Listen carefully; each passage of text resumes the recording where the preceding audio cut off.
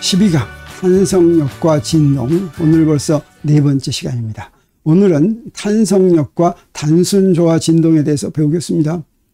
지난 3시간에 걸쳐서 변형과 변형력, 후크 법칙을 배웠죠.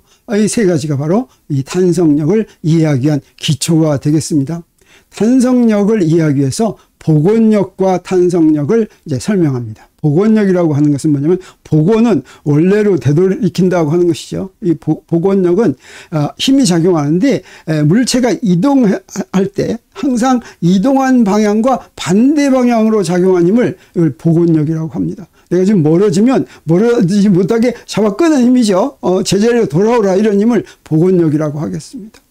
근데 복원력에 속하는데, 복원력 중에서 특별히 그 크기가 어떤 일정한 성질을 가질 때 그걸 탄성력이라고 부르는데, 그래서 탄성력도 방향이 변위의 방향과 반대 방향이겠습니다. 그러면 크기는 어떤 관계를 갖느냐? 바로 변위의 크기에 비례하는 크기를 갖는다라고 하는 거죠. 그래서 2배 멀리 가면 2배 더 큰 힘이 이 복원력 방향으로, 원래 방향으로, 변위와 반대 방향으로 작용하고, 3배 멀리 가면 3배 더 큰 힘이 이제 작용한다고 하는 것이죠. 복원력 방향으로. 그래서 아주 멀리는 갈 수 없게 이렇게 작용하는 것이 탄성력이라고 하겠습니다. 그래서 어떤 물체가 원래 처음에는 원점에 놓여 있다고 한다면, 그때 변위는 어떻게 되겠습니까? 변위는 원점에서 이동한 변위, 그게 바로 위치 벡터죠. 그게 바로 변위와 똑같습니다. 그래서 원점에 놓인 물체에 작용한 탄성력을 수식으로 표현하면 우리 어떻게 쓸 수가 있냐면, F는 -KR 이렇게 쓸 수가 있습니다. 그래서 원점에 놓여 있지 않고 R0라는 점에 놓여 있다면 F는 -K하고 R-R0 이러면 되겠죠. 근데 우리 편하게 쓰려면 물체가 원점에 처음에 놓여 있었다라고 하면 이제 탄성력을 이렇게 쓸 수가 있는데, 바로 이렇게 탄성력을 썼을 때 이 마이너스 부호의 역할이 바로 뭐냐면 복원력이다라고 하는 걸 알려줍니다. 변위와 반대 방향이다라고 하는 거죠. 그리고 이 탄성력의 크기가 바로 변위에 비례한다라고 하는 그 원점에서부터 이동한 변위가 이제 이렇게 되겠습니다. 그러면 비례한다 그러면 비례 상수가 있어야 되겠죠. 그래서 변위에 비례하는 상수를 K라고 놓으면 F는 -KR, 이게 탄성력을 표시하는 방법입니다. 이 탄성력을 받게 하는 그런 물체가 바로 무엇이냐면 탄성체인데, 그 탄성체는 이렇게 정의가 됩니다. 변형시킬 때 후크 법칙을 만족하는 물체를 탄성체라고 한다. 그래서 후크 법칙 만족하는 건 무엇입니까? 힘을 작용하면 이제 길이가 늘어나거나 줄어드는데 2배 힘을 더 크게 하면 2배 더 늘어난다, 이런 뜻이죠. 그리고 바로 후크 법칙이 우리 바로 지난 시간에 배웠지만, 물체에 작용한 힘과 그 힘을 받고 물체가 늘어나거나 줄어드는 길이가 비례한다. 다시 말하면 F는 KX다 라고 하는 것이 후크 법칙이었습니다. 그런데 이런 고체는 어느 정도 구간 내에서는 바로 이 후크 법칙을 만족하고 그럴 때 이제 탄성체라고 하는데, 너무 멀리 너무 많이 잡아다니면 그러면 어떠냐? 그러면 더 이상 후크 법칙이 성립하지 않게 됩니다. 그건 어때요? 조금만 힘을 더 많이 했는데 한꺼번에 많이 이제 길어진다든가 이렇게 됩니다. 그래서 후크 법칙을 만족하는 그 구간을 뭐라고 부르냐면 탄성 한계다. 후크 법칙을 만족하는 가장 많이 늘어난 길이, 이걸 이제 탄성 한계라고 하겠습니다. 그래서 물체가 탄성체로 행동하는 한계일 텐데, 그러니까 이 탄성 한계 내에서는 모든 고체는 탄성체다, 이렇게 얘기할 수가 있겠습니다. 그리고 이 탄성 한계를 그래프로 우리가 표시한다면, 여기에 스트레인은 우리가 뭐였습니까? 늘어나는 길이를 원래 길이로 나눈 게 스트레인이었죠. 그리고 스트레스, 이건 변형력인데, 변형력은 뭐였습니까? 작용한 힘을 그 힘이 작용한 넓이로 나눈 것이었죠. 그래서 이 둘 사이 관계는 이렇게 선형 관계에 있을 때, 이게 바로 후크 법칙을 만족하는 그런 구간이 되겠습니다. 이걸 뭐라고 부르냐면 탄성 구역이다, 이렇게 부르겠어요. 여기서 플라스틱 리전은 이건 소성 구역이다, 이렇게 부르겠습니다. 그리고 변형력이 더 크게 작용하면 어떻게 되냐? 이건 어때요? 이렇게 되니까 조금만 변형력이 증가하더라도 많이 변형하는 거죠. 그러다가 여기서는 끊어진다. 프랙처가 끊어지겠습니다. 그래서 요 구간을 바로 탄성 영역이다 이렇게 부르고 그 다음에 여기까지를 요거 지금 초록색으로 표시한 여기까지를 왜냐면 여기서 기울기가 바뀌죠. 그 전까지를 탄성 한계라고 부르고 여기를 바로 소성 영역이라고 부르고 자 여기서는 이제 끊어졌다 이렇게 얘기할 수가 있습니다. 그러면 이 탄성체에서 탄성력은 어떤 관계가 있느냐? 우리 이제 물체에 탄성력이 작용한다라고 하는데 이때 우리 탄성체와 탄성력 사이에는 이렇습니다. 탄성체에 어떤 물체를 연결해가지고 그 물체를 이동시킵니다. 그러면 어떻게 되겠습니까? 탄성체가 변형하겠죠. 그러면 그 물체가 탄성체의 힘작용에서 이렇게 늘리거나 하면은 그것의 반작용이 바로 뭡니까? 탄성체도 그 물체를 잡아다니죠. 이게 바로 탄성력의 역할을 한다. 그 물체의 탄성력 역할을 한다. 그래서 탄성체에 연결한 물체가 탄성체로부터 받는 힘은 변이의 크기에 비례하는 복원력인 탄성력이다. 이렇게 얘기할 수가 있습니다. 그리고 바로 이렇게 탄성력 이 작용한다는 것을 가장 잘 알려주는 그 모델이 뭐냐면 용수철이 되겠습니다. 그래서 이걸 갖다가 대표적인 탄성체다 이렇게 얘기합니다. 탄성력을 받게 만드는 원인으로 용수철을 이용합니다. 어떤 물체에다가 용수철에다가 물체를 연결하면서 물체를 이제 운동시킬 것 같으면 어떻습니까? 그 용수철의 늘어난 길이에 비례하게 힘은 더 크고 방향은 반대가 되는 그런 탄성력이 작용하는 거죠. 그래서 용수철에 연결한 물체는 용수철이 물체를 잡아당기는 탄성력을 받는다 이렇게 얘기할 수가 있겠습니다. 그래서 그 예를 여기다 그림으로 그려보겠어요. 원래 늘어나지도 줄어들지도 않은 용수철이 이렇게 있는 물체가 이렇게 있습니다. 이 물체를 요만큼 X만큼 이렇게 늘렸습니다. 그러면 이 용수철은 어떤 힘을 작용하겠습니까? 여기 늘어나지도 줄어들지도 않았을 때는 용수철이 힘 작용하지 않죠. 근데 X만큼 늘어나면 우리 바로 후쿠의 법칙에 따라서 어떤 힘이 작용하냐면 X에 비례하는 힘이 작용합니다. 우리 그걸 KX라고 표시하는데 근데 그 방향은 어떤 방향입니까? X의 방향과 반대 방향 이죠. 그래서 여기다가 마이너스를 붙였습니다. X가 5라고 하고 K가 2라고 한다면 힘은 마이너스 10입니다. 이 부호가 바로 뭐라고 했습니까? 내가 플러스 부호로 정한 좌표 쪽의 방향 과 같은 방향이면 플러스 방향, 반대 방향은 마이너스 방향이라고 그랬죠. 그래서 여기서 마이너스는 X와 반대 방향이다. 그래서 X가 오른쪽이면 힘은 어떻습니까? 왼쪽이죠. 복원력이죠. 그리고 이 X가 늘리는 쪽이 아니라 줄어들게 하는 쪽으로 이렇게 X를 한다면 그때도 역시 힘은 마이너스 KX입니다. 요거 눌리면 어떻게 되겠어요? 줄어든 용수철은 물체를 오른쪽으로 밀죠. 그러면 그것도 역시 마이너스 KX가 됩니다. 그래서 X가 늘리면 X는 0보다 큰 것이고 X가 줄어들면 원점을 여기로 정하면 이거 음수가 되죠. 그 음수가 되면 어떻게 됩니까? 요 마이너스 KX는 오른쪽 음수에 마이너스 했으니까 힘이 플러스가 되니까 오른쪽으로 작용하죠. 그래서 X가 0보다 크거나 작거나 항상 X와 반대 방향으로 작용하는 복원력이다라고 하는 게 이 마이너스고 이 K는 비례상수다 이렇게 할 수가 있겠습니다. 그러면 물체가 복원력을 받는다면 물체는 어떤 운동을 하느냐? 그 물체가 하는 운동이 바로 진동입니다. 진동이라고 하는 것은 어떤 한 위치를 중심으로 똑같은 동작을 반복하는 운동을 진동이라고 합니다. 여기에 지금 가만히 보세요. 나뭇잎이 지금 어쩌고 있습니까? 조금씩 움직이고 있죠. 자, 이거 진동하고 있죠. 자, 여기 그네를 타고 있는 개구리는 어떤 운동을 하고 있습니까? 똑같은 동작을 반복하죠. 이게 바로 진동이라고 할 수 있습니다. 아무튼 똑같은 동작을 이렇게 반복할 것 같으면 그것이 진동인데 어떤 것인가? 등속도가 아닌 운동을 하려면 등속도 운동할 때 힘 작용합니까? 안 작용합니까? 힘 작용하지 않죠? 그러니까 등속도가 아닌 이런 운동을 할 경우에는 반드시 힘 작용해야 되는데 이렇게 원래 위치에서 이제 벗어나는데 계속 벗어나지 못하죠? 다시 원래로 돌아가죠? 그래서 반대 방향으로 갔다 다시 돌아왔다 하는 이런 진동을 하는 것은 어떤 힘을 받을 때 그러냐면 복원력을 받을 때 복원력을 받는 물체는 진동한다. 복원력이라는 게 바로 뭐예요?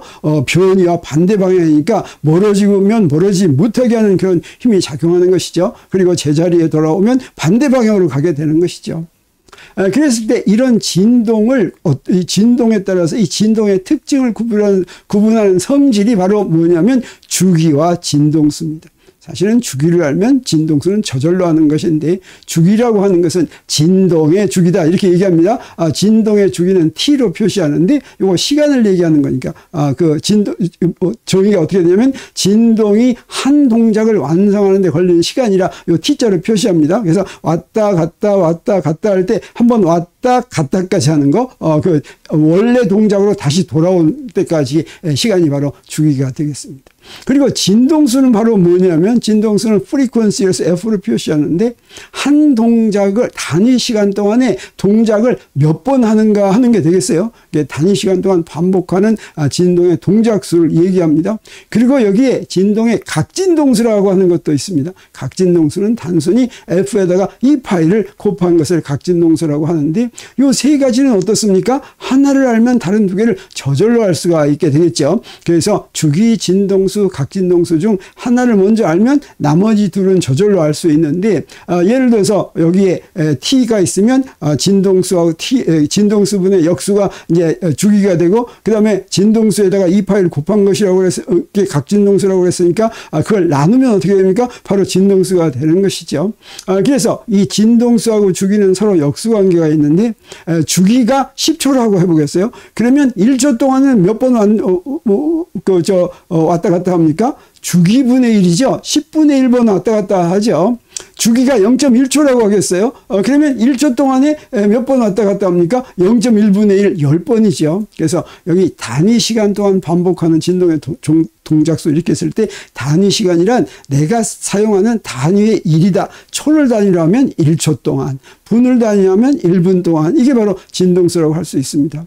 그러면 진동수를 먼저 알면 각진동수는 어떻게 되겠어요? 각진동수를 2파이로 나누면 진동수가 되고 또 주기분의 1이 이제 진동수가 되겠죠. 그리고 각진동수를 먼저 알려면 진동수에다가 2파이를 곱한 게 각진동수라고 그랬습니다. 그리고 이 진동수는 T분의 1이니까 T분의 2파이가 각진동수라고 하는 걸 우리 알 수가 있죠. 그래서 이런 것들 주기와 진동수와 각진동수의 단위는 뭐냐면 우리 SI 단위를 이제 다른 단위도 많이 있지만 SI 단위를 이제 주로 이제 아는 게 필요합니다. 그래서 SI 단위를 보겠습니다. 주기의 단위는 무엇입니까? 시간이죠. 시간에 대한 SI 단위는 초니까 S자로 표시하고 초 이렇게 읽습니다. 그리고 진동수는 주기분의 1이니까 단위가 시간분의 1이 되겠죠. 그래서 시간의 역수인데 이 시간의 역수를 간단하게 뭐라고 표시하냐면 헤르츠라고 표시합니다. 헤르츠는 사람 이름이고 HZ 이렇게 씁니다. 그래서 SI 단위에서 사람 이름으로 단위를 할 때는 이렇게 앞에 문자를 대문자로 이렇게 쓰는 거 우리가 알죠.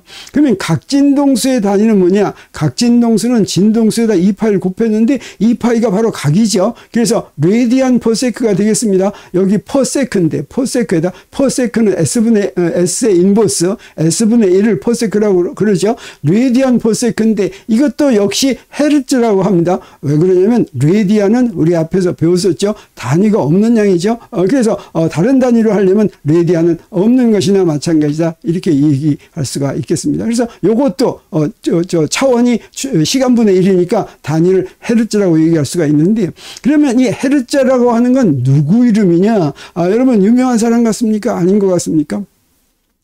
헤르츠는 진동수의 단위로 사용이 되니까 좀 유명한 사람 같죠. 헤르츠를 얘기하려면 먼저 누구를 얘기해야 되냐면 맥스웰과 헤르츠를 같이 얘기해야지 됩니다. 물리에서 가장 훌륭한 물리학자 3명을 고르라. 그러면 이제 3명 중에는 뉴턴이 들어가고 아인슈타인이 들어가고 저 맥스웰이 들어갑니다.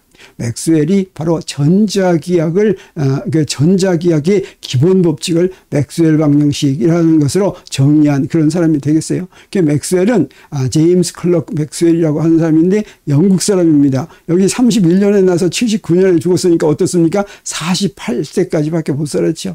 48살 살고 복부암으로 이제 죽었다고 합니다. 이 맥스웰은 무엇으로 유명하냐면 전자기파의 존재를 실험으로 알아낸 것이 아니라 이론으로 예언한 사람입니다. 전자기의 법칙들을 전부 정리를 했더니 미분 방정식 4개가 나왔는데 그 미분 방정식 4개를 풀려고 했더니 전자기파가 존재한다고 하는 것을 식으로 이제 보일 수가 있었습니다. 이 전자기파는 오늘날 도대체 없으면 안 되는 것이죠. 모든 게 다 전자기파를 이용해서 하는 거죠. 근데 이 전자기파가 있어야 될 것이다 라고 하는 걸 제임스 클럭 맥스웰이 예언을 했고, 이 전자기파가 실제로 전자기파를 실험으로 만들어낸 사람, 최초로 만들어낸 사람이 바로 헤르츠입니다. 하일리 루돌프 헤르츠인데, 이 사람은 독일 사람인데, 여기 이제 맥스웰보다는 한 26년 좀 늦게 태어났죠. 그래서 맥스웰이 전자기파의 존재를 예언한 게 1865년인데, 그때 학생이었습니다. 그리고 박사과정 할 때, 이제 맥스웰은 영국 사람이었지만, 그 유럽의 모든 유명한 대학교에서 전부 다, 이 이론으로 예언을 했으니까 실험으로 진짜 그거 만들어야 되겠죠. 그래서 그걸 만들자고 했는데, 만드는 사람이 없었어요. 근 20년 지나서 1885년 정도에 이 독일, 헤르츠가 학생 때가 아니라 졸업을 하고 대학교 교수로 간 다음에 실제로 만들 수가 있었습니다. 맥스웰이 예언한 전자기파를 최초로 실험으로 만든 사람인데, 이 사람의 이름을 진동수의 단위로 이용한 데는 다 이제 무슨 서사, 이야기가 있습니다. 자, 이 사람은 얼마쯤 살았는지 보겠어요. 요거 37세에 살았죠. 너무 빨리 죽었죠. 사실은 편두통이 굉장히 심해가지고 이제 병원 갔습니다. 병원 가가지고 왜 그랬는지 모르지만 수술을 했어요. 수술을 하다가 이제 요새 폐혈병이라고 있죠. 피가 중독되는, 피 속에 세균이 갑자기 번식하는 그런 병인데, 오늘날도 굉장히 무서운 병입니다. 폐혈병이 발작하면 빠른 시간에 대처하지 못하면 이제 죽는데, 그래서 오늘날은 약이 있어서 빠른 시간에만 대처하면 이제 날 수가 있습니다. 세균만 죽이면 되는데, 이때는 그렇지를 못해서 37살의 나이에 안타깝게도 이제 운명을 달리했고, 그런 경우에 이렇게 뭔가 안타까운 사람들의 이름을, 물론 어떤 분야에서 가장 훌륭한 사람의 이름을 단위로 하기도 합니다. 뉴턴, 힘의 단위인 뉴턴이나 일의 단위인 줄 같은 것은 이렇게 그 분야에 가장 크게 기여한 사람의 이름을 한 것이죠. 근데 헤르츠는 너무 일찍 이제 사망을 했고, 그 다음에 이런 전자기파를 최초로 실험으로 만든 그런 공로도 있어서 이 사람의 이름을 그 진동수의 단위로 하자고, 특히 진동수의 SI 단위로 하자고 이렇게 정했던 것입니다. 근데 이 탄성력은 어떤 특징을 하냐면, 탄성력이 복원력이라고 그랬죠. 복원력이면 그 탄성력을 받는 물체는 어떤 운동을 해야 되겠습니까? 진동해야 되겠죠. 근데 진동도 여러 가지 방법으로 진동하는데, 그 중에서 단순조화 진동이라고 하는 게 있습니다. 이 단순조화 진동이라고 하는 것은 어떻게 정의된 것이냐면, 왔다 갔다 똑같은 동작을 반복하면 진동인데, 그 진동하는 변이가 아무렇게나 커지는 것이 아니라 시간에 대해서 항상 사인 함수 또는 코사인 함수로 변하면서 진동하는 그런 진동을 단순조화 진동, 심플 하모닉 모션이라고 이렇게 얘기합니다. 그래서 지금 요거는 시간별로 보여준 것입니다. 이게 지금 이 물체 하나가 왔다 갔다 하는 거를 이제 연속해서 이렇게 찍은 거예요. 이건 어떻게 됩니까? 요거가 이제 변이라고 한다면, 이 변이를, 요 평형점에서부터의 변이를 식으로 표시하면 이렇게 됩니다. 위쪽 요 축을 x축이라고 하면, x축은 t분의 2파이, 라지 t분의 2파이 t. 그래서 요 라지 t는 뭐예요? 요건 주기입니다. 주기분의 2파이. 그래서 삼각함수니까 t가 만약에 2파이라면 여기 어떻게 됩니까? 2파이라면 요것도 2파이가 돼서 이 주기가 되면, t가 2파이가 아니라 주기가 되면 사인 2파이가 되는 거죠. 그러면 어때요? 제자리에 돌아가는 거죠. 그래서 요거 t분의 2파이는 t분의 1이 진동수니까 t분의 2파이면 뭐가 되겠어요? 각진동수죠. 그래서 주기라는 물리량하고 진동수라는 물리량은 직관적으로 분명한데, 각진동수는 진동수에다가 2파이를 곱한 거라고 그랬죠. 왜 각진동수라고 하는 물리량을 구태여 쓰느냐? 바로 단순조화 진동을 이제 식으로 쓰려면 거기에 주기나 그 진동수로 표시하면 그게 좀 복잡해집니다. 근데 t분의 2파이는 오메가라고 그랬죠. 그래서 오메가 각진동수라고 표시하면 그 오메가가 각진동수를 얘기하는 것인데, 단순조화 진동을 이렇게 간단하게 표현할 수가 있습니다. 그래서 A 사인 오메가 t 또는 A 코사인 오메가 t, 이런 식으로 쓸 수 있는 그런 진동을 단순조화 진동이라고 하는데, 이 단순조화 진동은 어떤 힘을 받는 물체가 하냐면 바로 탄성력을 받는 물체가 합니다. 그래서 아까 복원력을 받는 물체는 진동한다고 그랬죠. 근데 탄성력을 받는 물체는 단순 조화 진동한다. 이렇게 얘기할 수가 있습니다. 그리고 물체가 운동하는 것은 어떤 형태의 운동을 하는지 하는 걸 결정하는 건 무엇이 결정하냐면 그 물체에 작용하는 힘이 결정합니다. 그래서 물체가 운동하는 모습을 보면 그 물체가 어떤 힘을 받는지를 알 수가 있어요. 그래서 대표적인 예, 세 가지만 보겠습니다. 물체의 운동 모습을 보면 그 물체가 작용하는 힘의 종류를 알 수가 있는데, 우리 잘 아는 게 공을 뻥 차면 무슨 운동합니까? 항상 포물선 운동하죠. 이 포물선 운동하는 것은 크기와 방향이 변하지 않는 힘을 받을 때, 그럴 때, 다시 말하면 일정한 힘을 받고 움직일 때 이런 포물선 운동을 합니다. 근데 공중에서 뻥 찼더니 이렇게 포물선을 그리는 이유는 바로 뭐냐면, 저 공은 어떤 힘을 받겠습니까? 중력을 받죠. 근데 중력은 어떤 특징이 있어요? 공중에 어디에 있으나 항상 똑같은 mg라고 하는, 방향은 지구 중심을 향하고 크기는 mg라고 하는 정해진 그런 힘을 받죠. 중력을 받고 움직이면 포물선 운동한다. 우리 압니다. 중력뿐 아니라 어떤 다른 힘이더라도 일정한 힘, 크기와 방향이 변하지 않는 힘을 받으면 항상 포물선 운동한다라고 하는 걸 우리 알 수 있습니다. 그리고 우리 태양계에서는 태양계 주위를 회전하는 행성들이 전부 타원 운동한다고 하는 걸 우리 알고 있죠.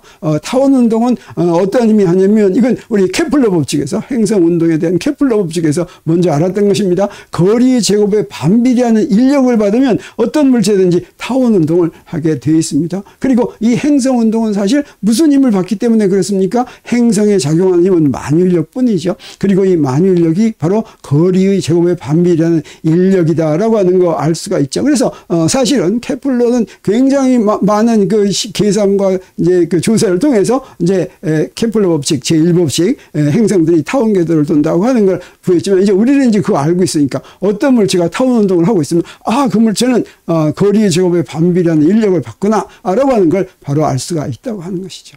바로 그런 것과 마찬가지로 이렇게 단순 조화 진동을 하면, 그러면 어때요? 어떤 힘을 받아야지 되냐면 변위의 크기에 비례하는 복원력을 받아야 되는데, 변위의 크기에 비례하는 복원력을 받으면 변위가 어떻게 움직여요? 항상 사인 함수, 코사인 함수로 표시되도록 움직인다라고 하는 겁니다. 그리고 그런 힘, 변위의 크기에 비례하는 복원력이 바로 무슨 힘입니까? 이게 바로 탄성력이죠. 그래서 이 탄성력을 받으면 조화 진동한다. 그러니까 힘을 알면 어떤 운동을 할지 이제 바로 알 수가 있고, 어떤 물체가 운동하는 모습을 보면 그 물체가 어떤 힘을 받고 있는지도 알 수가 있다라고 하는 것이 되겠습니다.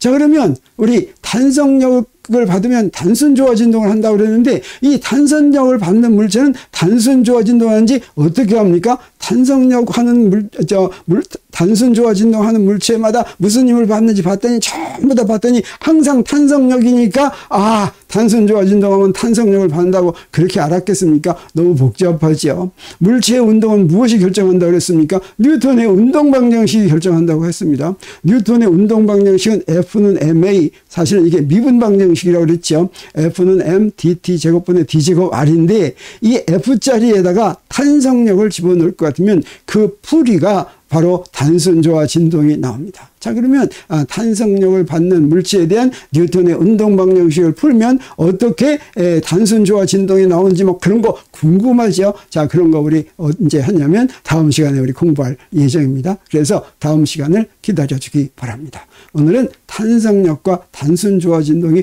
무엇인지만 공부했습니다. 탄성력을 받으면 어떻게 해서 단순 조화 진동하는 걸 알게 되는지, 뉴턴의 운동 방정식을 푸는 것은 우리 다음 시간에 하려고 합니다. 오늘 강의는 여기서 마칩니다.